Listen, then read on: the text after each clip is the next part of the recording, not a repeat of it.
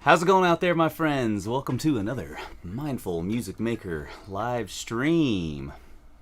Let me check into the comments here real quick, see who's joining us out there. We got Lewis and Loco Joe. Oh,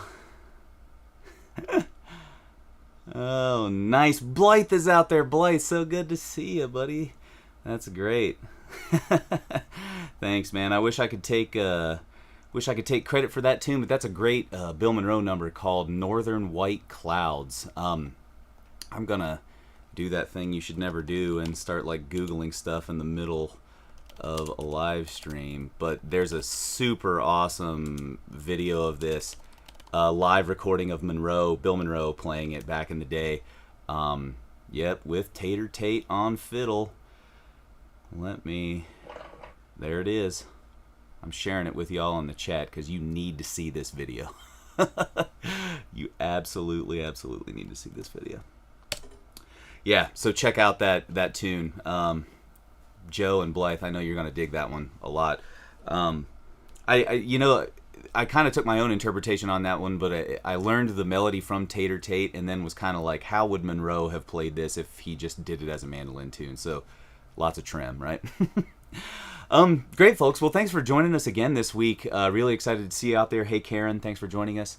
Like I kind of promised last week, we're going to, start this session off with maybe some thoughts on adding mindfulness practices to your own kind of practice routine.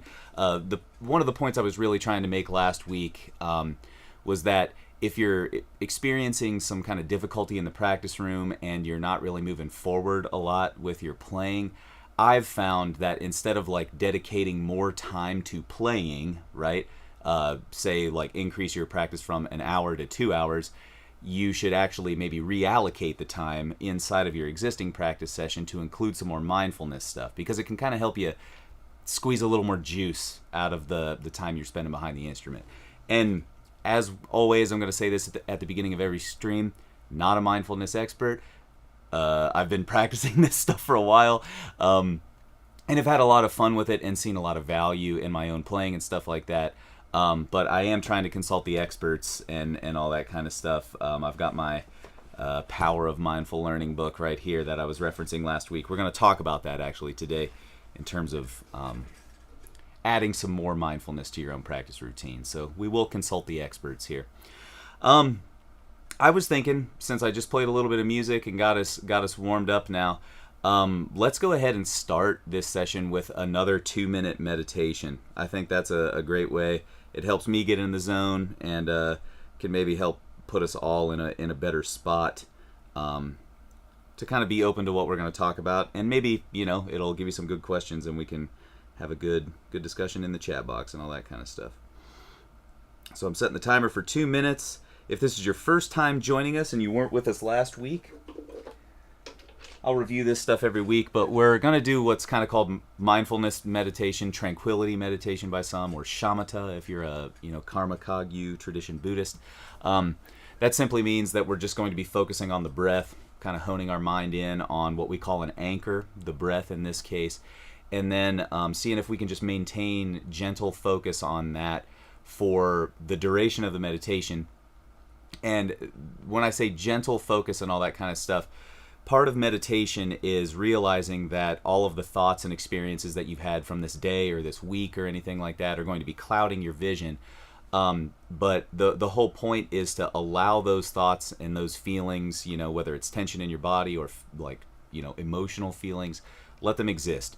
And then see if you can allow them to kind of occupy their space, but just maintain focus on your anchor. This is the kind of stuff that helps you stay in the moment, in the flow when you're taking a ripping solo on stage and all that kind of stuff. So everybody find a relaxed seated position. The one thing that I will review every week is make sure that string is tied to the top, the crest of your head. Pretend that there's a string up there and that someone's gently tugging up. That'll pull your neck up, put your shoulders back, and then put a curve in your lumbar. If you're on a chair, sit toward the edge of it. If you're on the floor, sit cross-legged. Arms out in front of you, resting on your knees. And let's go ahead and do some meditation, folks. Let me go down a little bit And the 2 minutes starting right now. Focus on that breath.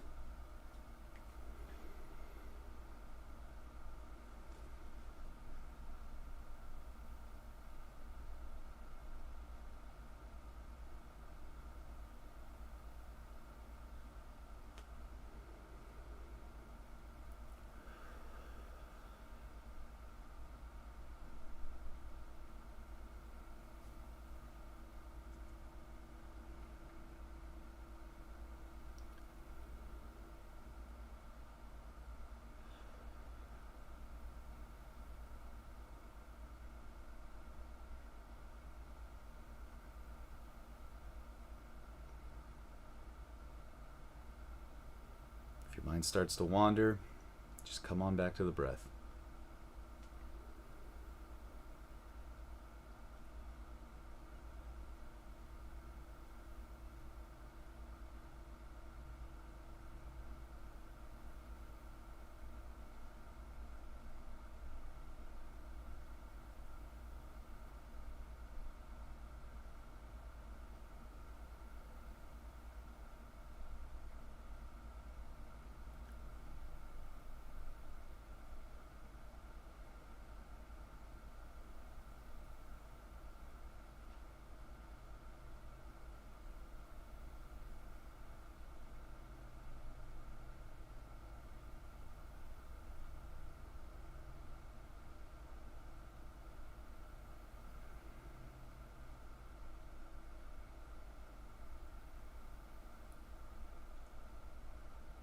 Gently notice if there's any tension in your body, anything that's keeping your mind from staying focused on that breath.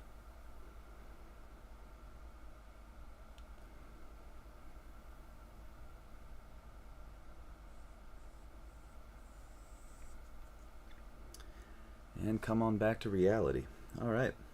I know it's only quick 2 minutes, but I still find a lot of value in doing those kind of short sessions. Especially if I'm practicing or starting something off, if I don't have a lot of time throughout the day, but my head's feeling kind of cloudy. Taking 2 minutes to kind of just focus back in.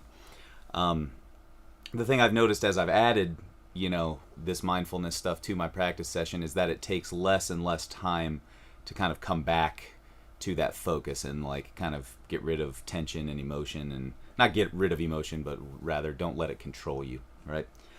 So let's talk a little bit. I'll get my little spiel out of the way. Let's talk a little bit about how to add some mindfulness practices to your own musical practice, because that's, if you're here with me, that's theoretically what we're all trying to do, right? So I mentioned last week this book, The Power of Mindful Learning, and I'm going to reference this often because I think it's just a really good all-purpose, general-purpose text for people. It's not specific to whatever kind of career or practice you've chosen in your own life. But the one concept I really want to talk about today is what Dr. Langer, Ellen Langer in this book, refers to as sideways learning. We kind of briefly touched on it last week, that there are two traditional methods of thinking about disseminating information to people, top down and bottom up. Top down being lecture style, like I said last week, like I'm doing right now. Spewing information out and hoping that it trickles down and floats into people's minds as they're doing it. But Dr. Langer and other mindfulness experts, I would say, not even just scientists, but people from the Buddhist tradition or other kind of mindfulness practices, I think are more into this sideways style of learning, as Dr. Langer refers to it. And I'm going to just read a brief excerpt from the book, a couple sentences here to kind of get us all on the same page. So Dr. Langer says that sideways learning aims at maintaining a mindful state.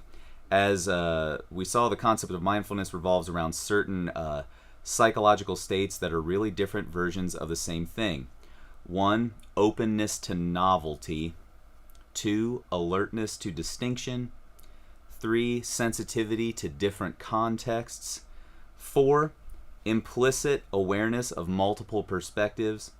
And 5, orientation in the present. So today I really kind of want to focus on really like a couple of the points that she says here. Openness to novelty, and then alertness to distinction. I think those first two,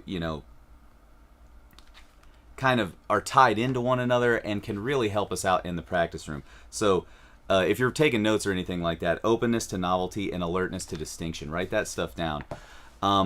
Because we're going to talk about how does that actually apply to music, and how does that apply to adding a mindfulness practice to your session. So the first thing that I talked about last week is, maybe begin your practice session with something like meditation. I do a 5-minute meditation before I sit down to play the instrument. I put the instrument on, whether it's mandolin or guitar, and then I start a 5-minute mindfulness meditation just like we did at the beginning of our session here. So that's like definitely one way. Super easy way to kind of carve out a little bit of extra time in your practice session. And what's 5 minutes, right? If you're sitting down to practice for 15, 20, half hour, any of that stuff, 5 minutes is not that big of a deal. And I always feel, when you focus on the breath, you get tuned into your body. So I've noticed small things like I'll notice tension in my left hand, or if something's a little ouchy, if I like starting to feel some of the tendonitis flare up or something like that. So it gets you in a good spot to just notice things. And then I think there's a way to actually structure, beyond adding just meditation to your practice session, I think there's a way to actually structure your practice session in a more mindful way that sets you up to engage with the music material mindfully. So if you're still with me right now, what I want you to do is write down, or at least conjure up in your mind, what is one thing that you always do in your practice sessions. Typically, if you're sitting down to practice, that means that you've gotten into some sort of habit, right? And a habit means that you do something consistently over time. So what is that one or multiple things that you do every practice session? For me, I like to always start with technical exercises. I always practice in the morning, so my mind's a little froggy. So I like to have something that's just laid out in front of me that I can kind of navigate through. So I always practice scales and arpeggios. Pretty simple stuff, right? So for me, right now, I would say scales and arpeggios as the one thing that I practice every time I sit down to practice. I also practice repertoire too, so I would maybe put that below it, right? Like technical exercise and repertoire, which is what else is there to music, right? Beyond that stuff. So write down something. Hopefully you're still with me on that. Now let's think about those two things that Dr. Langer kind of laid out in the book. In order to kind of take a more mindful approach to your practice, there has to be an openness to novelty, right? And then an alertness to distinction. So like an openness to novelty means that like you're just able to take what's coming at you, right? Anything that's new and different. So say that you always practice your scales. Every time you sit down, you sit down and you practice the A major scale. That's the first one that you always practice, like me, right? Openness to novelty means that next practice session, you can sit down and try your C major scale first. I know that seems simple, right? But structuring your practice session to where something like that, something that's consistent, can still have this kind of rotational aspect to it. So I always have a focus key that I have every day. The key that I start on, I'll run all my scales through the 12 major keys and then land back on that key, and then practice arpeggios and scale exercises in that focus key. Every day, I rotate backwards around the circle of fifths and use that for my next kind of key. So that's like my version of openness to novelty, right? I've got a kind of major scale framework that I'm very familiar with and know really well, but each day I'm changing the key center of that to theoretically steer me to a different area of the fingerboard, or do something crazy like that, right? Like just get you out of your comfort zone. So that's one way that you can do the openness to novelty thing. And then alertness to distinction. I think that kind of applies to this same situation too, like being able to distinguish between these different elements, like C major scale, it might make more sense to start in like a different box or scale shape than it would for the A major scale. So you're already kind of being more mindful about your musical situation. Not only are you thinking about major scales now, but you're thinking about positioning. and stuff like that. So now that you've kind of got my example for how I add this sideways learning aspect to my own practice, what I want you to do is beneath that thing that you just wrote down, the thing that you do in your practice session every day, I want you to write 1, openness to novelty, and then 2, alertness to distinction. And over the next 24 hours, if you've got an idea right now, I want you to write it down. But over the next 24 hours, I want you to think how you can recast that consistent element that you have in every practice session to kind of fit those 2 criterion that we talked about to make your practices more of a sideways learning scenario, a more mindful scenario. So say you're practicing arpeggios. How can you do that in a way that perpetually creates a novel exercise out of arpeggios, right? And then, how can you add some alertness to distinction into that process? Maybe change the fingering of the arpeggio, right? Play the arpeggio starting on your index and then play it starting on your 3rd finger, whatever it is. So if you've got some ideas, write that stuff down now. And I seriously think that being able to recast your practice sessions with these small elements is really going to help almost force you to be mindful, right? Because I keep a practice journal. I don't know what you folks do out there, but I would recommend that. So that means I've got a document of what happened in the last practice session, which allows me to kind of stay on this path. And it's almost like the path is now prescribed for me, right? Because if I'm beginning each of my practice sessions with major scales, and then I know I'm rotating around the circle of fifths or fourths, whatever you want to call it, then I know that next time something different is going to come at me, right? And guess what? I've actually been doing this system for like 10 years. So I've actually started skipping around in different intervals. So I don't even always go in the circle of fourths. So even what you determine now is going to add like novelty to your practice sessions. Like 5 years from now, it's not going to be novel because you will have turned it into something rote. So there's even like a larger layer to this openness to novelty. You have to be open to the novelty of like changing your practice session every now and again too. But committing to something like this for an extended period of time until it becomes rote, I think can really help hone your mindfulness. Okay, gang, that's my little speech. Hopefully some of the stuff that Dr. Langer says here is useful to you. And I'd be interested to know how you folks have been keeping up with that stuff. So hopefully you've been taking notes, and then on the next stream we can kind of check back in and see if anyone was able to add a little bit of novelty to the practice. Great, folks. I'm going to go over here to the chat box, see if anyone's cooking up trouble. See, we still got our friends with us.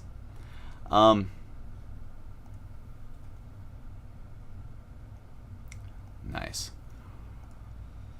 Well, it doesn't look like we have any questions for now or anything. So what I'm going to do, just because I don't want the energy to totally die, I'm going to play another tune for you guys because I love playing music.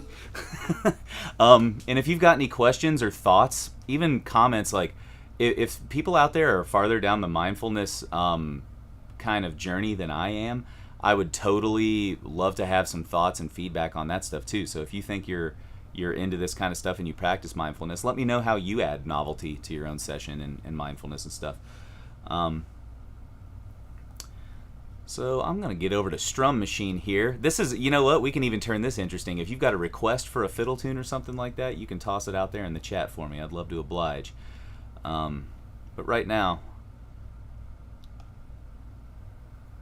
I'm going to choose one myself. What's a good tune?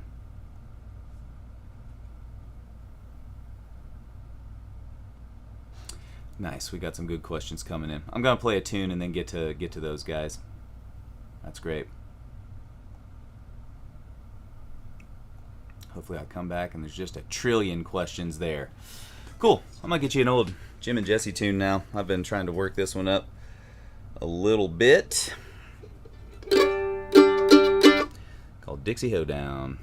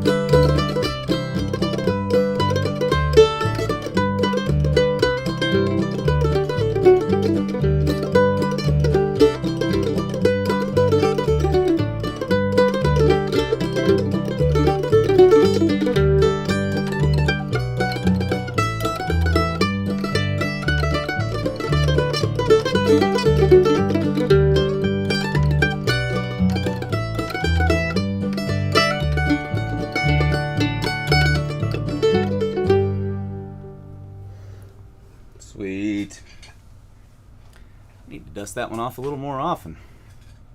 All right, gang. Let's get back over to the chat box here. Lewis has got a real simple question. Am I streaming from Sweden next week? So I was actually going to say that at the end of the stream. I am taking a 2-week vacation from my brand new stream because I'm headed over to Sweden to chat with Magnus. Now, there is a possibility that we will stream a Mindful Music Maker 2 weeks from now, but here's the deal. I'm going to be like Loco Joe, staying up till like 4 o'clock in the morning if we do it at this normal time. So if I do stream, I'll probably stream on Central European time at around 7 p.m. So that'd be like 1 p.m. Eastern for most folks.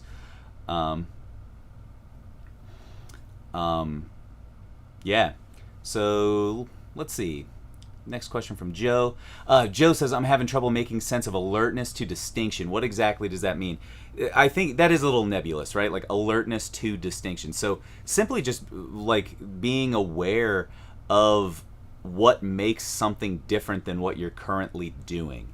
And I think like, so Joe is actually right on it here because he says, like right now, for example, I'm experimenting with different pick grips. I think that is totally alertness to distinction, right? Because you're honing in on that like one part of your body and you're like, okay, how does it feel when I shove my pick all the way out there? And then how does it feel when I tuck it in more?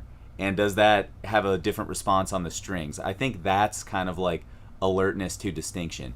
And we can kind of unfold that in a number of ways, right, Joe? So like it doesn't just have to relate to like a technical element that you're experimenting with on your instrument. It can relate to a practice mechanism that you have in the practice room. And I see here too, Joe says, I don't have much of a practice routine either. I'm usually just working on the most pressing issue at the time. And I think that's in itself a practice routine, right? Like your routine is kind of dictated by necessity.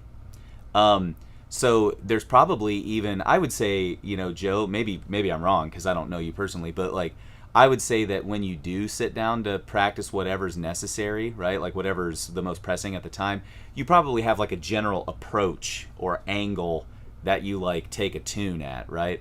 So I'd say that this still kind of like applies to you, even though you don't have like a, every day at 11:30 I practice for 35 minutes and I do X, Y, and Z. If you're not that kind of person, I still think that this like mindfulness stuff can apply to that situation and maybe even better to you since you are taking things as they come. Because isn't that really what like mindfulness is, right? Like your ability to kind of react in the moment to the present moment, to what's happening in the now. So honestly, the more I'm talking about this, I think you have a really mindful approach. So that's cool. So Lewis says, I don't have a set routine for practice. I'm always going over lyrics in my head. So when I practice, it is usually the song in my brain at the time. So that's great, Lewis. I love that. And even if you don't have a practice routine, I think what I kind of said about Joe's practice routine a second ago applies here. You can make practicing a lyrics novel, for example. It's like I'm just gonna like I'm gonna sing all the verses out of order. Add some chaos to your playing. I know that sounds ridiculous, but talk about if you can sing all of the verses to your tune out of order, then you are extremely mindful of all of the words that are contained within that song, right? And then you can put them back together. So say you screw up on stage and you sing the wrong verse, no big deal because you already have the other ones memorized, right? You can just reorder them. So like maybe even if you don't have like a set routine, there's a way to add like mindfulness exercises to your interactions with music as they happen. Maybe that's a better way to describe it. Instead of like practice routines, maybe I should be saying interactions with music, because we don't all interact with music in the same way. Yeah, that's great, guys. Good stuff. Well, hopefully some of that's been valuable then. I don't see any more comments coming in right now. And like I said, here for the beginning, I'm going to try and keep these live streams real quick to like a half hour. Just maybe like one nugget that I've been thinking about of information related to mindfulness, and play some tunes for you and chill out and see what we've all got going on. So with that, I think I'm gonna end it right there for today, y'all. Loco Joe, really glad that you're coming back for the second one, man. Hopefully we'll see you at the third one. I guess it would be in probably 3 weeks, but maybe 2. Nice. And Lewis, Karen, always great to see you folks out there too. Those are some of my Mandolin Secrets people. So really appreciated you showing up. Blythe, hope you're doing well, buddy. And yeah. Nice. Yeah, keep on tuning in as your work schedule allows, Blythe. Happy to have you along. All right, gang. Thanks so much for tuning in. Be mindful. Be aware. And hopefully you can hit your flow this week. Wish you all the best. And I'm headed out to Sweden this Wednesday, like I said, so I'll be checking in here on my community tab. Shoot me an email at hayes@mandolinsecrets.com, though, if you have any questions in the meantime. We'll catch you on the next Mindful Music Maker stream. Thanks, y'all.